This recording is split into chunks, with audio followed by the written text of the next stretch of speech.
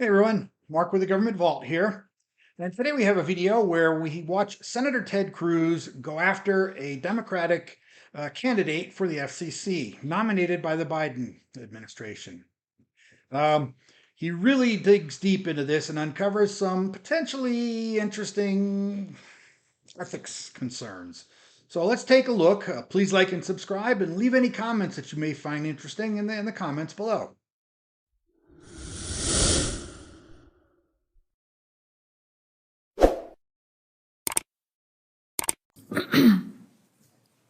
Thank you, Madam Chair. Ms. Sohn. The Biden administration has a pattern of abusing their power and getting struck down in court over and over again. Doesn't take Ted long to dive right in, and he goes right after this woman, and tell you what, it seems like she may deserve it. As you know, I have significant concerns about your record, that you've demonstrated a hostility to conservative speech in particular, to Fox News in particular. And the FCC is a very dangerous place for a regulator to have the authority to silence political views with which you disagree. But we now have a second issue that implicates ethics that I think is deeply serious. You were a board member of the nonprofit Sports Fans Coalition, New York, which operated the low-caste streaming service. You joined the board knowing that they had been sued for copyright infringement. And a federal district court entered summary judgment for the plaintiffs that they had engaged in copyright infringement, that they had broken the law. Ultimately, the case was settled. And I've got to say, Ms. Sohn, the timing of the settlement stinks. Here's where you need to pay attention. This is where it gets really interesting. Listen to the timing on this, as well as the monetary amounts that are discussed. Biden administration announced their intent to nominate you on October 26, 2021. The confidential settlement agreement was signed on October 27th, 2021, the day after the intent to nominate. Your actual nomination was made October 28th, the next day, and on that day, a public settlement was filed. The public settlement claimed that the plaintiffs, ABC, NBC, CBS, were going to be paid $32 million, that they had $32 million in damages. That was the public settlement announced on the day of your nomination.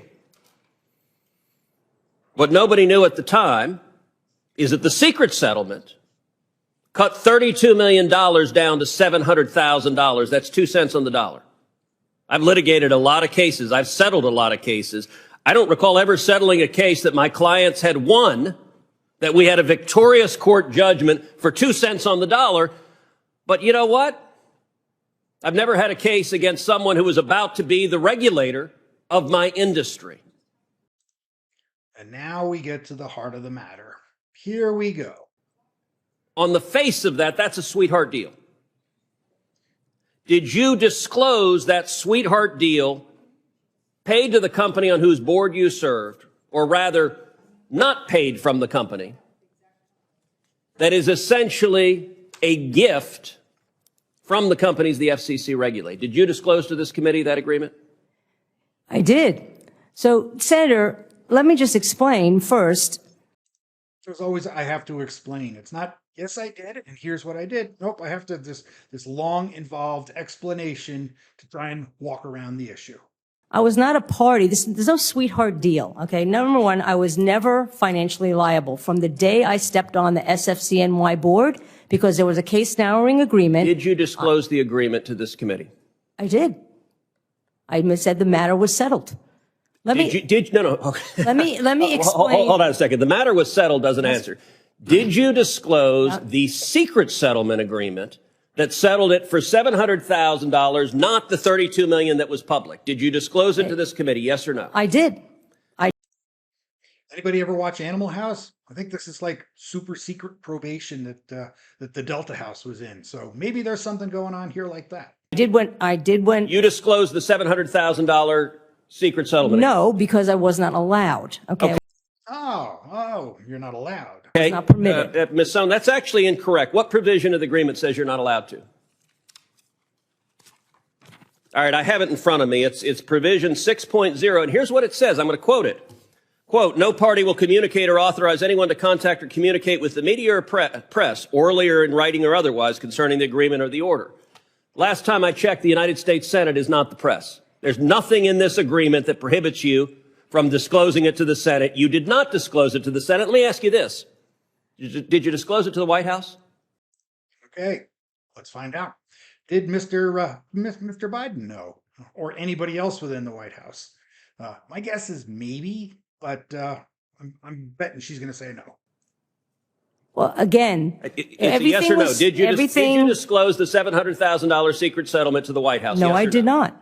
So you did not disclose it to the White House. The entire vetting they did, nobody asked about this? I was vetted long before. Can I talk about the timing, Senator, if I may? Sure. Okay. The settlement, first of all, it's important. I was not a party to this settlement, and I can explain why I signed the settlement agreement if you want to talk about that. Okay? You knew about it. I was not a part. No, I was not a party. Did you know about it? Did I know about what? The settlement, the Of course I secret did. settlement agreement, the 2 cents on the dollar, the $31,300,000 that ABC, NBC, and CBS effectively gave away to the company on whose board you sat. Of course I did. The day you were nominated. No. Okay, because I didn't sign it until after I was nominated. Why does it matter when you signed it? If you knew about it and you didn't disclose it to this committee. Yes, I did. Okay. Let me just step back for a second. Okay. Can we talk about the timing? Because you're wrong on the timing. Okay. There was a term sheet, an enforceable term sheet that I did not sign that lays out. Which date that I said is wrong? That was October 12th. Okay. And that's referred to in the settlement agreement. If you look at the very beginning of the settlement agreement. So you knew about the sweetheart deal 2 weeks earlier. Fine. That doesn't change the timing of. There's no sweetheart deal. I don't benefit. Cents on the dollar is not a sweetheart deal? I don't benefit, but it's not a sweetheart deal as to me. It's not first of all. No one's saying that you got all the money. Come on. They were going to get $32 million, and now they're going to get $700,000. So somebody's getting a deal. It's a settlement, right? So you've got these 4 powerful networks up against a tiny little nonprofit. And by the way, it's striking. So, the one network that didn't sign the agreement was Fox News. Fox News also happens to be the network that you've shown incredible animus towards.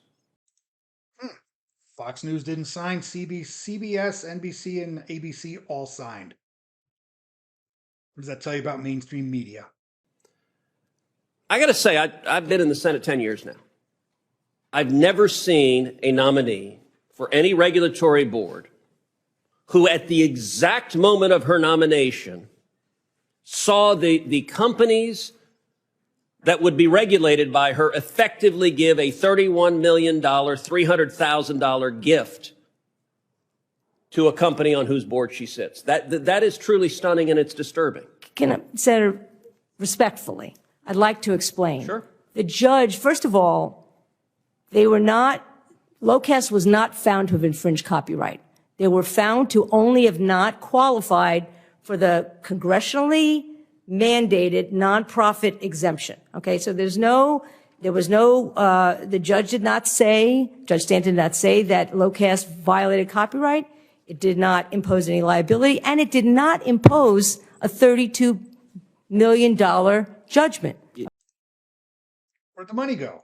Okay? Is this accurate from what was publicly filed? Quote, plaintiffs are awarded statutory damages under the Copyright Act against sports fans in New York in the amount of $32 million. That's what was publicly announced, and then the private secret agreement it was reduced to $700,000. Senator, let me explain. I have to interrupt because I have to go and vote. And This gets good here too, because but honestly, she doesn't really care. She says she's got to go vote, and she just wants to get out. So yeah, let's just pass this person through because I've got other things to do. I can't wait another 5 minutes. And I wanted to get a few things in, but I'm going to ask Senator Rosen to take over. Senator Lee is actually next, but I am going to submit something for the record as it relates to privacy. We've been in this big privacy discussion, and the privacy discussion has been also in questions that we've asked of the FTC and FCC commissioners who've been here about whether some of that ISP sector should be. Madam Chair, are you going to let her answer the question? Yes, I'm going to. Yes. Okay, there was a question that. You mean your question, Yes. Senator? Yes. Yeah, of course it's his question. Who do you think else was talking? Yes, I'm trying. She's answered this question about 5 times already. That's why I'm trying to get in something because I have to go vote. Unfortunately, we're trying to be very accommodating here, but I'm like, now the floor is 40 minutes into a vote, and you know that we have a colleague who's trying to cut members off. So I'm trying to put something into the record, and then we'll go to Senator Lee. So you're not going to let her answer the question? She's answered it, and yes, she can continue to answer after I leave. Yes, she can do that, and then we'll go to Senator Lee. Okay, the point is, you keep putting misinformation out there, and she'll answer it, and I'll answer it as well. But I'm also. Ah, here we go, the old misinformation thing. Amazing how there was no misinformation raised about, the Steele dossier, things like that. Trying to get this onto the record. Okay, so please, if you could do it for the record.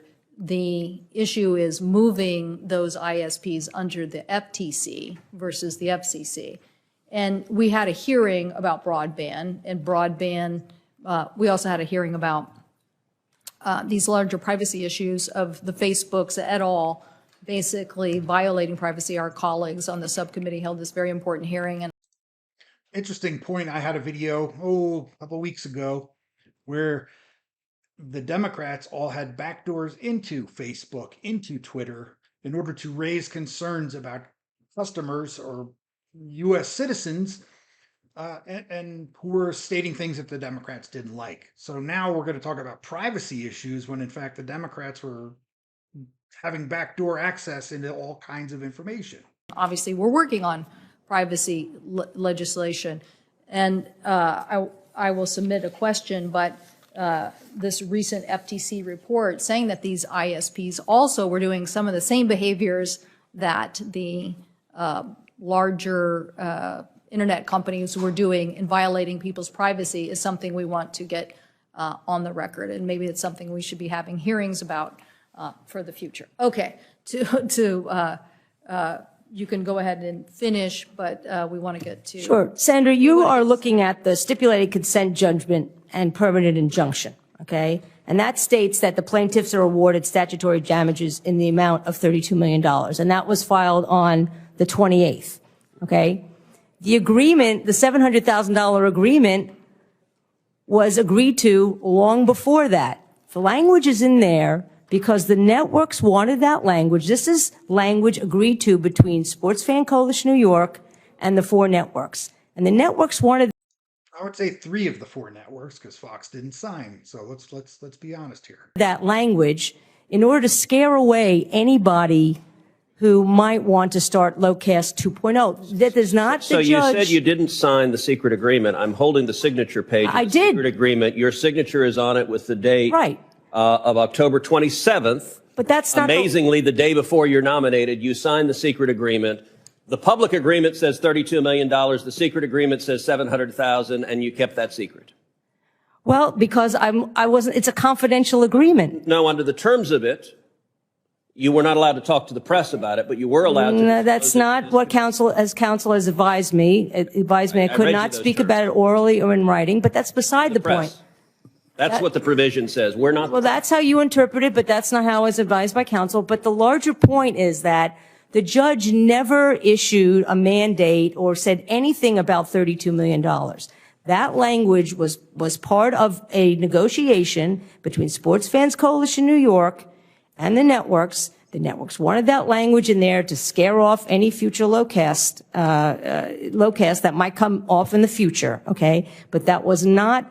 The judge did not impose a $32 million fine. Okay, that language is there as part of an agreement. And again, that document was filed long after the agreement to pay $700,000 was agreed to, because that was agreed to on October 12th, 2 weeks before I was nominated. And I didn't even know at the time, and neither did the parties, whether and when I would be nominated. I honestly had given up at that point because I had been vetted many, many months before. So thank you. All right, folks. Well, there you go. Please like and subscribe. And again, please leave some comments below if you have any information you'd really love to share with us. Have a great day.